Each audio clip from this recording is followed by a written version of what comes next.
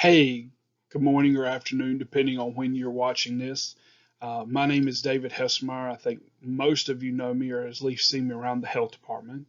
And I've been tasked with recording this PowerPoint and going over some training things for you in regards to some of the preparedness things that we're responsible for. I do want to take a quick second to tell each and every one of you that I think y'all are doing an amazing job responding to this pandemic.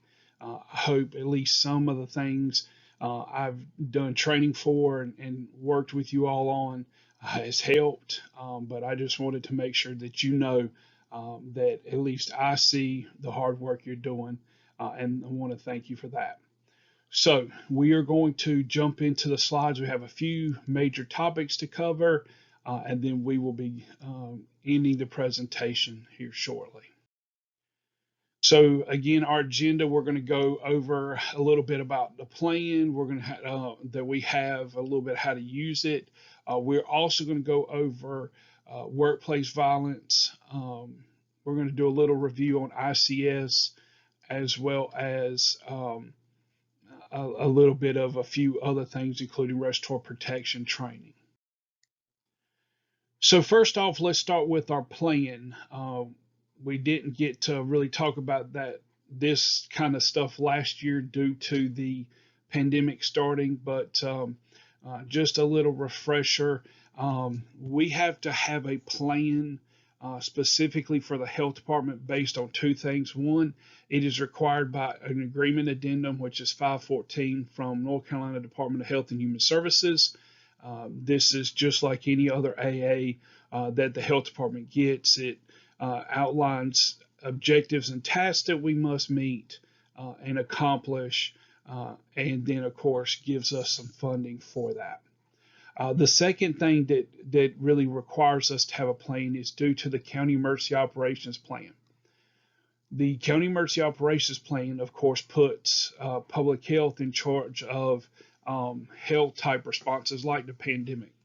And their EOP is more of a task oriented document that just sets forth that we have certain things that we are responsible for, but doesn't really explain how we do that. So that's why we take it a little bit farther. Um, our plan, the emergency response plan, only governs what we do. It is complementary to the EOP. It supports it, and anytime there's a discrepancy, then the county EOP takes precedence. This document was built off of FEMA's guidance called Comprehensive Preparedness Guide 101. This is a document that sets forth exactly how we end up doing writing plans and such like that. And finally, our health department emergency response plan is built to be flexible and evolve. It does not give very strict, in-depth guidance of step by step. What I like to always say is it gets us to a decision point, meaning it takes us down the road, and then we have to make decisions. And then, based on our knowledge, based on our plan, it helps us to make the decision that fits the incident we're going to.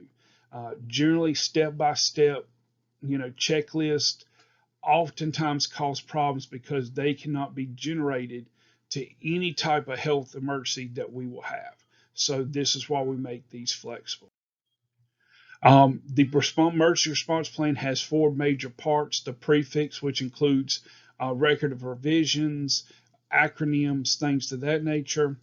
The base plan is focused on those topics that we need to cover that are applicable to all types of emergencies that we respond to. Stuff like ICS, training, requesting resources, accountability of resources, things of that nature. And I'm sorry, I just see that we had a error on the slide, and I apologize for that.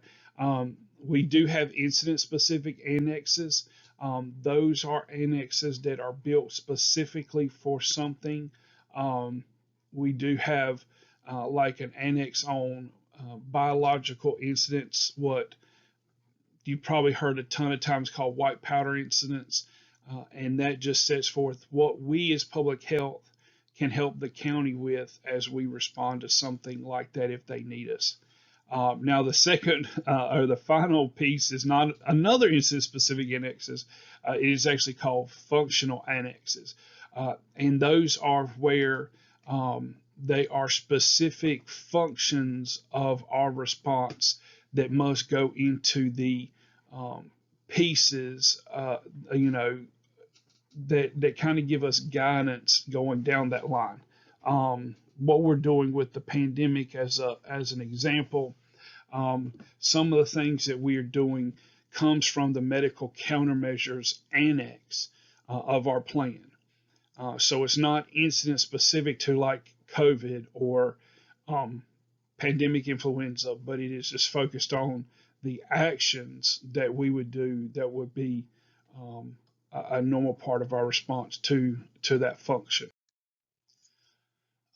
So just a little bit of the introduction of the plan. Again, it's meant to guide our response. The EOP guides the county level response.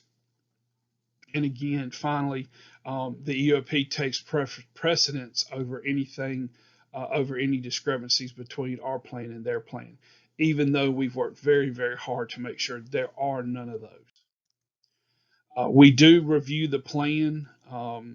We do it like, for instance, we're probably not too far from looking at it from um, how we did with the pandemic, with COVID pandemic, and just see if things that we thought were going to happen happened, and just add stuff in that we learned as lessons. As technology or planning changes happen, that could be anything from the AA changing to FEMA guidance changing, just anything like that. And then finally, after an exercise and the after action report has been completed. So I think most of y'all remember later on in 2020, we did a flu clinic at the health department in the front driveway as a drive through. We looked at the plan from that aspect, said, what did we learn?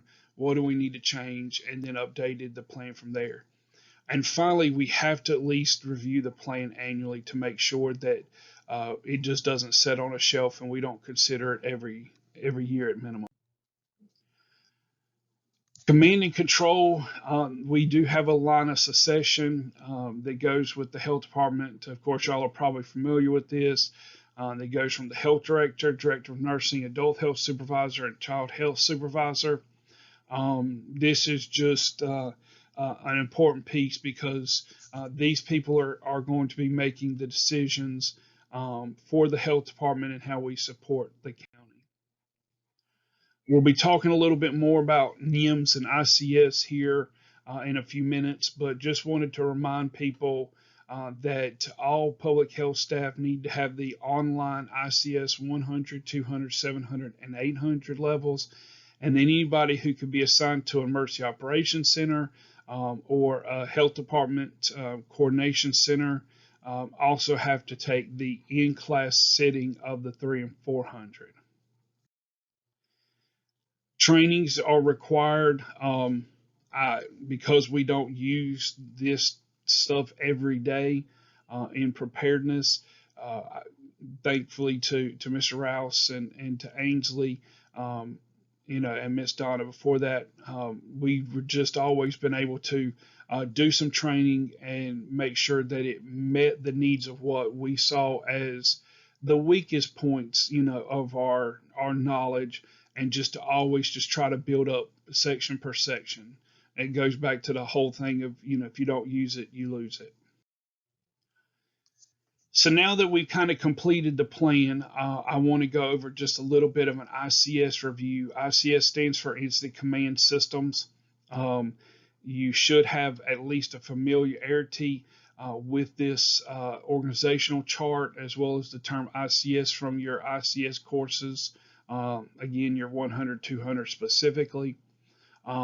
Just to go over this slide a hair bit, I want to go over the command and general staff positions and a little bit about what they're responsible for. So the incident commander is the person that is responsible for overall direction and control of the response. They make the decision on objectives we need to accomplish, how we're going to do the tasks, what resources that they will authorize us to be able to get, and things of that nature. Now, if this would go into a multiple day event, then the IC is generally going to be relieved every 12 hours for a break, as will all of these staff positions. The public information officer is pretty much what it says. Of course, y'all are very familiar with Miss Deborah and how she, really pushes information out a lot. And that position would be responsible for keeping up with the situation, understanding what's going on, and then working with the incident commander to decide what information we need to really release, what information that we need to not release just yet, and include things that we want the public to do, such as call the health department, sign up for an appointment for a COVID vaccine. The safety officer, of course, is responsible for overall safety of the incident. The safety officer is really the only person that can question the IC officially, and that is only when there are safety issues. For example, if we are asked to, which we would never be in this situation, but if we were asked to go up to a white powder with no PPE and check it out, the safety officer can say, hold on a second, that's not going to work, this is not safe. They're responsible for safety of our staff. They're responsible for the safety of the facility or facilities that we are using, and also has a responsibility for doing safety briefings for our staff. Finally, under the top three staff members, we got the liaison officer. The purpose of the liaison officer is to ensure that the other agencies that are responding with us and other pertinent agencies are aware of what's happening.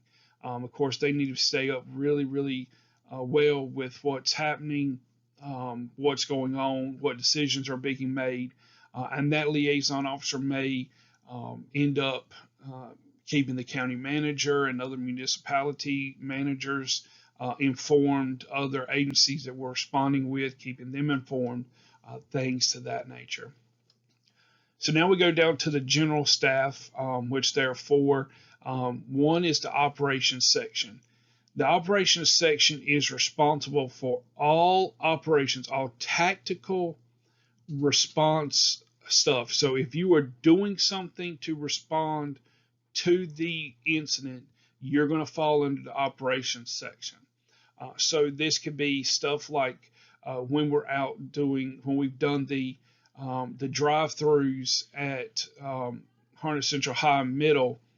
If you were doing things like checking people in, if you were doing things like giving vaccinations, doing paperwork, traffic management, you were part of the operations section because you are tactically doing things to meet our needs as it results to accomplishing our objectives. So that is all, and you can see branches and divisions and groups. Those are all ways that we ensure span of control and divide the labor and actions up. The planning section is simply put, does a couple major things. Number one, they're responsible for documentation. They need to document just about everything that they can of the response in some form or fashion, for historical purposes, for possible safety reasons, just a lot of things. They're also responsible for building the next incident action plan, and things to that nature. So if you really, really like keeping up with documentation and, forethinking planning and how we should do stuff, this is definitely the section for you. Next is the logistics section. Um, Basically, what this section is for is to make sure that our staff, the ones that are responding with us, have everything they need.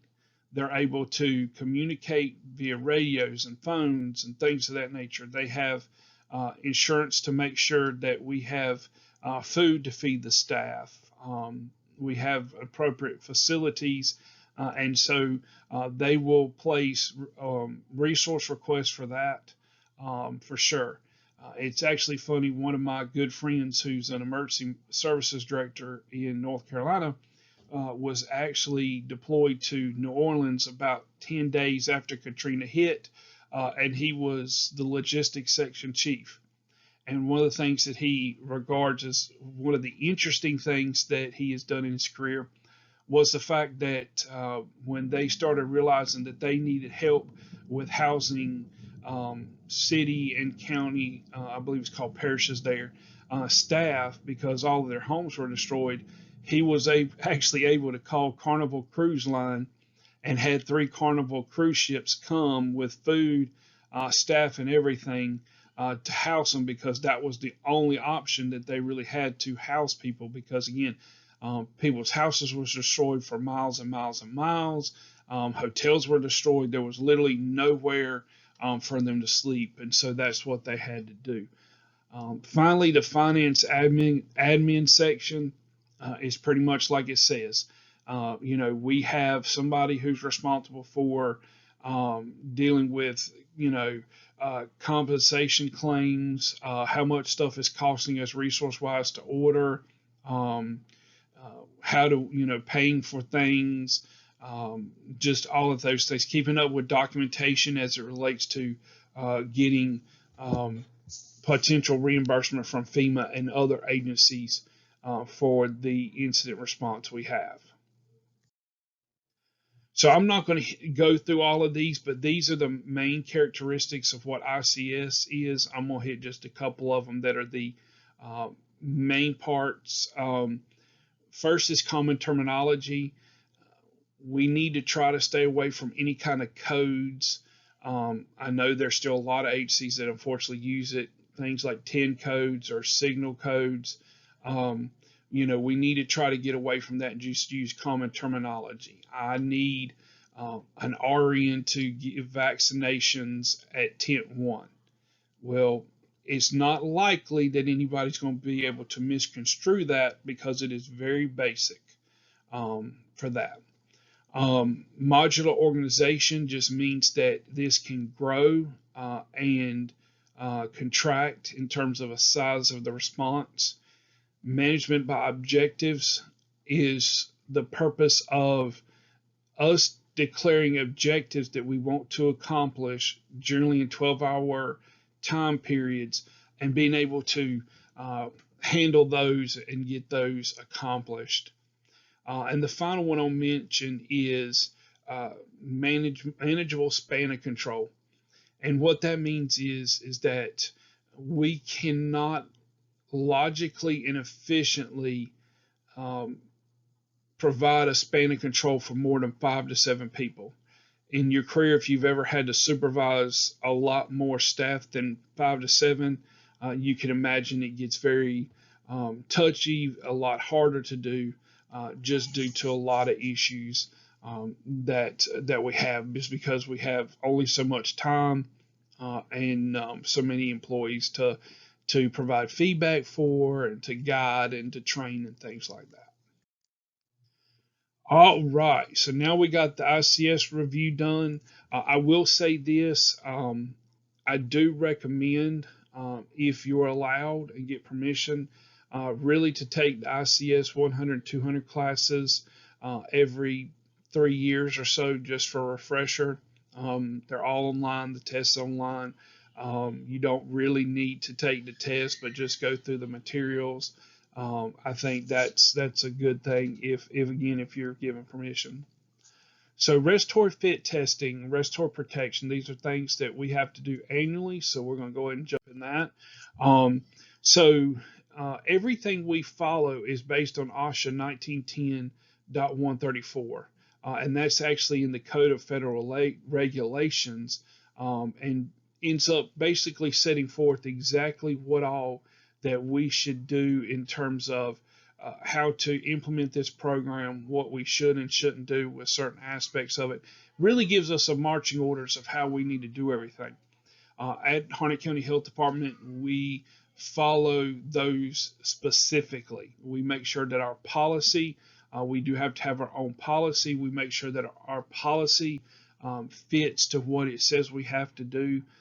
Carla and I work on that intently to make sure that the policy says what we do and we do what the policy says, and it is, of course, following exactly in lines with that regulation.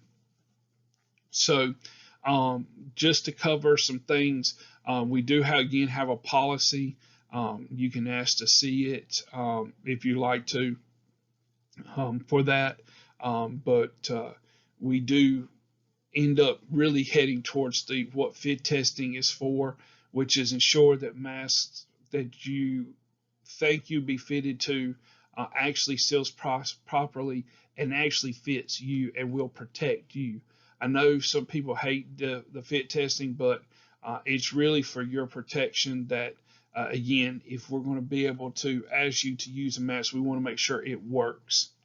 And remember, you are fitted to you have to wear the exact same make, model, style that you're going to be worn. So if we fit test you to a 3M 9210, then that's what you will have to wear. However, we can fit test you to more than one mask if something happens. I know some counties, when the pandemic happened, they started running out of certain size masks and they couldn't get them. And so as a result, we had to start looking with them to find other masks that would fit them better to ensure they still had something to be fitted to. There's two types of fit testing that we do. We do qualitative. Some of you may remember the olden days where we used a saccharin solution, which is like a little sweet solution, a hood, and then you would have to go through sensitivity testing. We would test to make sure you were sensitive to that solution, and then we would do fit testing after that with the hood. I always like to lovingly call it the SpongeBob method because the hood is just a big yellow hood with a clear plastic piece where your face is at. And it is obviously approved by OSHA, but it's generally not the one that everybody likes because of all that.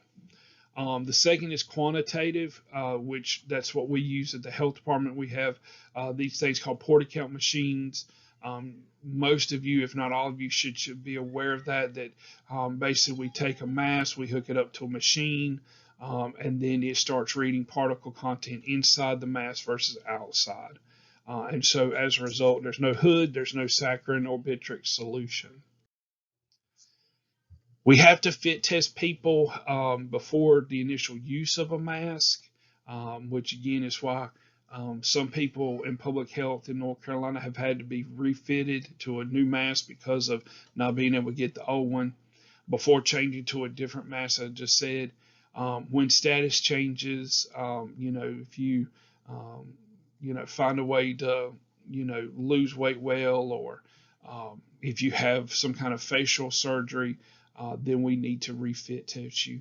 And finally, OSHA requires us no less than annually do the fit testing for our staff. So there's 4 steps that we do now. It used to be 8 until about a year and a half ago. The reason it changed was OSHA realized that most people would not fail the just normal breathing, the deep breathing. And so they said, okay, where do people fail if they're going to fail? And these are the 4 that they found out. Head side to side. When you're doing that, we just need a full range of your motion, and back and forth in a slow manner. We don't need fast, and we don't need you to turn your head, 180 degrees. It's just based on what is your ability. So when you turn, you start feeling that pull, and it's like, okay, that's as far as I can go. That's where I'm going to stop. Same way with head up and down. You just head up and then slowly down. And you will keep those going for a certain time period. Talking, we will give you either um, a passage to read. We can let you count to 100, or we can talk amongst ourselves, or whatever you feel comfortable. Is what we do.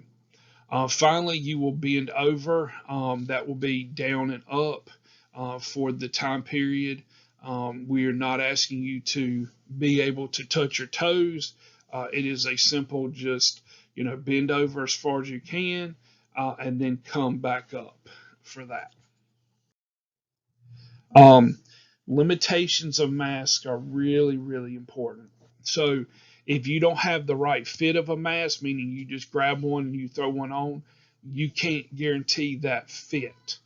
And so we want to make sure we don't use that, because then it could expose you unknowingly. Improper care and use. So if you end up sitting there and spilling coffee, or using your mask as a coffee coaster, then it's probably not going to work. Improper donning and doffing, which are just fancy terms for putting it on and taking it off. If you put your mask on and you cover your ears instead of your mouth and your nose, then of course that's not going to work. Finally, the biggest thing is with the N95s that we wear, you cannot use them in an oxygen deficient atmosphere. I don't know why we would be in that situation, but these are filtered air pieces, meaning they take the oxygen in the environment and filter it so we can use it. So if we cannot go into a room that has, only maybe a couple percent oxygen in it, and expect these to work. So there are two main types of respiratory hazards that we have to deal with. Of course, first is biological, bacteria, viruses like the COVID virus that we have, tuberculosis, things like that we will protect ourselves with. And then non-biological like dust and smoke. The N95s that we wear, you can oftentimes, in non-pandemic times, find them at places like Lowe's and Home Depot, because of the fact that people who cut the grass are going to be in certain areas, can use them for some non-biologicals. But remember that you have to make sure that the mask that you are fitted for and you're using fits, because as you see, smoke is a non-biological hazard, but an N95 is not going to be able to help us at all with being in smoky environments. So what does N95 stand for? Well, N stands for not oil resistant.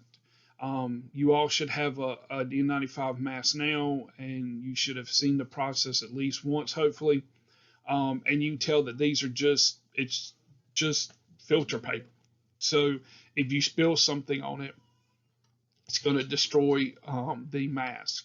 But again, looking at what we need for the health department, I don't know about you, but unless we treat the masks wrong, we're not really going to be put in any instances where oil or any kind of other liquids would get on them. Finally, the 95 stands for 95%, which means that an N95 filters out 95% of particles 0.3 microns or larger. And you can see there that 0.3 microns is very, very small. I know some people start thinking about N95s and they start going, well, wait a minute, I don't like 95, I want 100.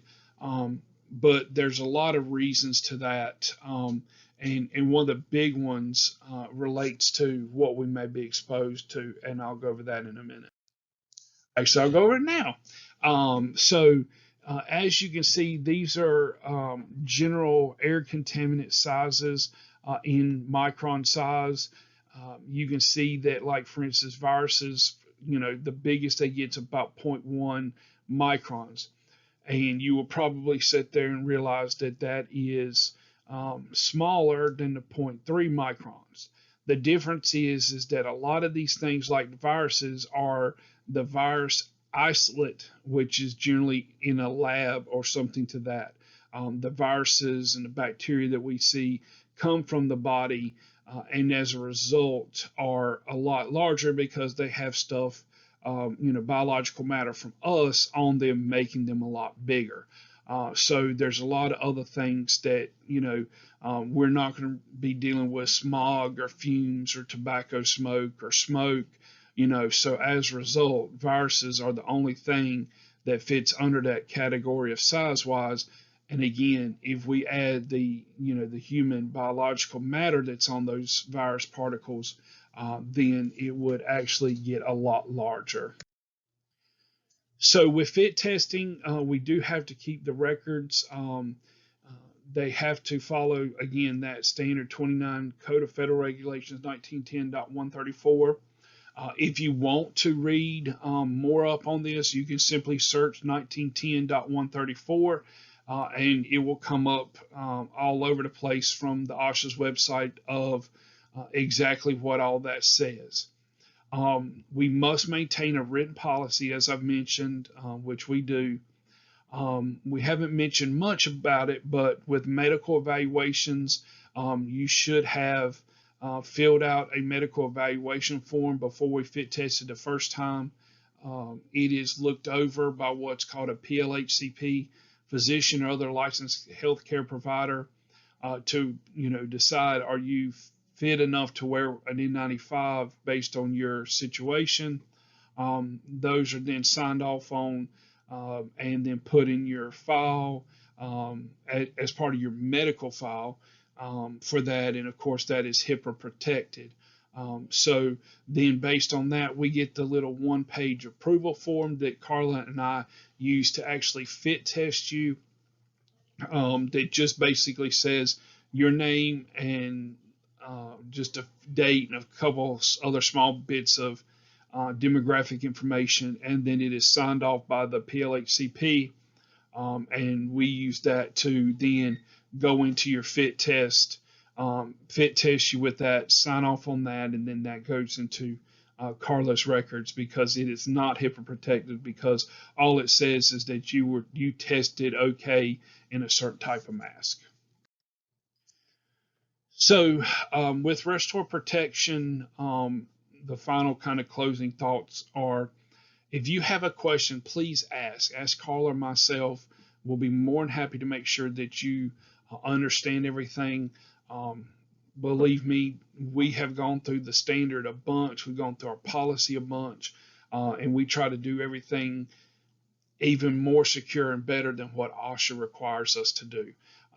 But there's a lot to it. So should you have any questions, please don't hesitate to reach out to us. So now let's jump into workplace violence. So just a little bit about some historical things. Threat-wise, between 2000 and 2015, there were 192 active shooter incidents. About half were businesses, and schools account for 44 of the total, and medical facilities had 7. So this is definitely a threat anywhere we're at. So one of the things I like to say is, there used to be a little saying, and it's kind of tapered off, and I don't know why, but I like to say, if you see something, say something. I can remember being at a health department, and I was in a meeting in a room that had all glass walls, excuse me, and I saw a gentleman walk in, and I quickly saw that he had a holster on him, but I wasn't able to tell if he had a sidearm, a pistol on him. So I told the people, please excuse me, this is what's happening. I'm going to go check this out.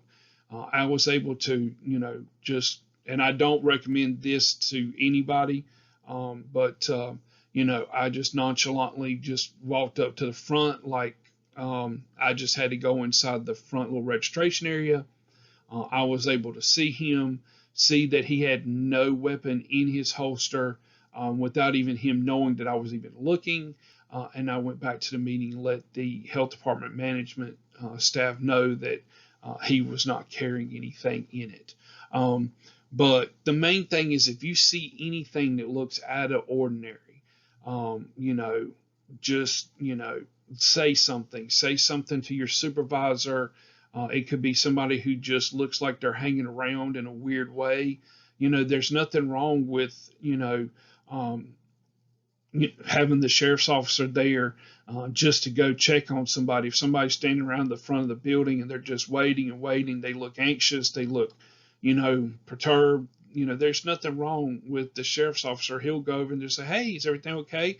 And it may be something just as simple as, "Yeah, I'm just waiting, for so and so inside, and I just rather wait outside," or whatever, and can fill that out. So just remember, if you see anything outside of the norm, let your supervisor or Mr. Rouse or Ainsley know, so we can look into that, because a lot of these incidences can be prevented. I won't say all, but a decent amount of them could be prevented if people would have seen something or saw something like they did, and then ended up sitting there and saying something about it. Active shooter profile is generally a male acting alone. 75% bring multiple weapons. I'm sure y'all have seen that. And they usually do not commit suicide. Generally, they're either taken in and arrested, or, unfortunately, they also die because of their unwillingness to give up. Motives really just range from a lot of things. I think that most of the ones that you see are generally untreated mental illness, grudge or revenge, or anger.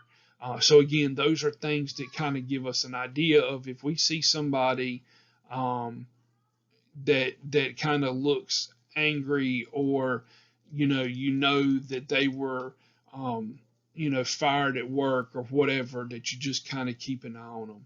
So basically, again, just be aware of those things and be prepared to say something, if you see something. So, what you should do in an active shooter response is run, hide, or fight. The purpose of these is basically to reduce the loss of life or injury in this type of an event. I want to be very, very vocal in that this does not mean you should run, and if you can't run, you should hide. If you can't run or hide, then fight. Each person that has ever experienced something like this has been in a unique situation to them, based on how close the shooter was, to when they were notified and things like that. So just to go over what these are, run is to immediately evacuate the area. So if you're told that there's a shooter in the front registration area, and you work, let's say, over in environmental health, then of course you can run. You can get out of there. You can go, cross McKinney Parkway to Boona Dam, or to the new government's facility beside us, and just get away. Now, I would like to say that you need to kind of make sure that as things calm down, that you find a way to contact your supervisor. But we need to make sure that everything's handled before that, because we don't want to call somebody on their phone and they're still being locked down and the shooter's still active. Hide. Seek a secure place where you can hide or deny the shooter access. This actually works in a couple ways really well. Number one is, if you can really get into a secure place, lock the doors, put stuff in front of the door, barricade the door, stuff to that nature. It ends up not only helping you, but historically we've also seen that active shooters don't like that. They don't like the fact they want to get into a room and they can't. So they will go back to the door multiple times trying to find a way in, which they can't because you got it locked and barricaded properly. And they generally don't force anything. They don't do anything really, but just try and jiggle the handle, maybe put a little pressure on it. And so it takes time up.